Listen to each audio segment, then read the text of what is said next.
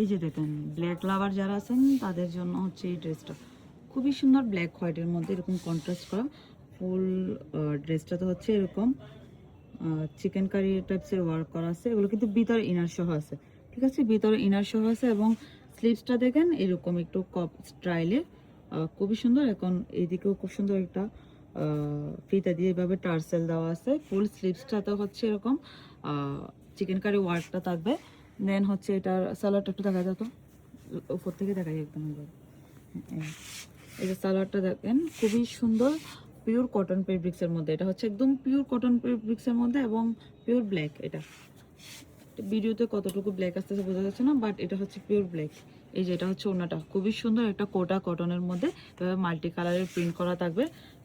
দাঁড়াও, এই যে ফুল ড্রেসটার একটু নামো ভাঙ্গা থেকে, হ্যাঁ একটু নাড়াও।